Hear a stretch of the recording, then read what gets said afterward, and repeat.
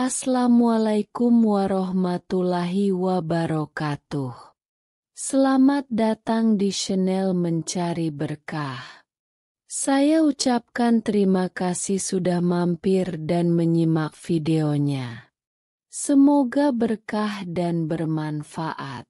Video ini hanya berisi kajian dan informasi bermanfaat, tidak ada unsur mengajak atau bujukan maupun yang lainnya.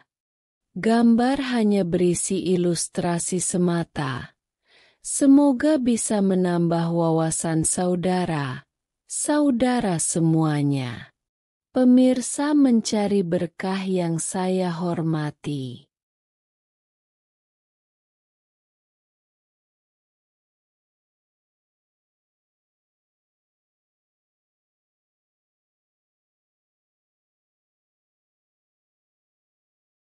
Wakil Rais Aam PBNU KH Afifuddin Muhajir menyoroti bentrok yang melibatkan Ormas Perjuangan Wali Songo Indonesia Laskar Sabilillah, PWILS, dan Front Persatuan Islam, FPI. Kiai Afif mendorong agar pemerintah harus menjadi penengah dalam konflik horizontal yang terjadi di Petarukan, Pemalang pada Rabu, 23 Juli 2025, malam. Menurutnya, yang punya kewajiban menjadi penengah adalah yang punya kekuasaan, terutama kekuasaan struktural pemerintah atau kekuasaan kultural seperti para ulama dan sebagainya. Tapi tanggung jawab paling besar tetap di tangan negara. Harus turun tangan itu, ungkapnya setelah mengutip dalil Al-Quran Surah Al-Hujurat ayat 9, saat dihubungi NU Online pada Kamis, 24 Juli 2025. Dukung kami untuk terus berkembang. Baca juga ulama Yaman, Sunni Syiah hidup rukun, politiklah penyebab konflik Timteng. Ia menjelaskan bahwa konflik semacam ini berseberangan dengan ajaran Nabi Muhammad. Sebab, dalam soal mencintai atau membenci Nabi Muhammad menganjurkan sewajarnya, bukan berlebihan. Jadi asyabiyah tabi'iyah namanya itu terlalu cinta kepada dirinya dan terlalu benci kepada kelompok yang lain. Akhirnya, bentrok. Seperti itu. Padahal Nabi enggak seperti itu. Terangnya. Ini kan keterlaluan. Karena menganggap kelompoknya suci. Sementara, kelompok yang lain najis, akhirnya bentrok seperti itu. Sambung Kiai Afif.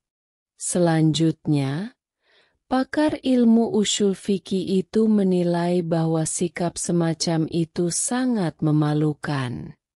Alasannya, perlakuan dua pihak yang notabene perkumpulan Muslim telah mencederai agama Islam itu sendiri.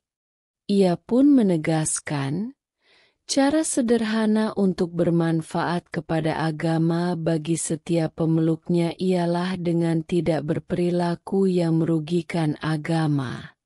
Oleh karena itu, Kiai Afif mengajak masyarakat agar selalu menggunakan akal sehatnya dalam beramal. Sebab, dengan memberdayakan fungsi itu seseorang dapat mengetahui mana kawan dan lawan yang sesungguhnya seperti Israel. Baca juga dulu, konflik ideologis antar ulama tak libatkan massa.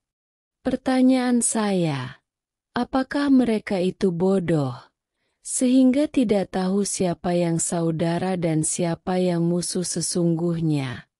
Atau pura-pura bodoh atau menjadi buta tuli sehingga tidak tahu dan tidak bisa membedakan antara yang benar dan salah? Itu misi dari tulisan saya. Tandasnya. Berikut adalah arti perdamaian sesungguhnya. Perdamaian adalah dambaan setiap insan.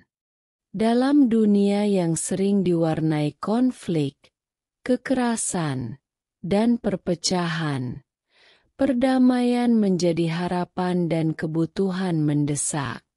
Ia bukan sekadar ketiadaan perang, melainkan keadaan harmonis yang dilandasi oleh rasa saling menghormati, keadilan, dan kasih sayang antar sesama manusia.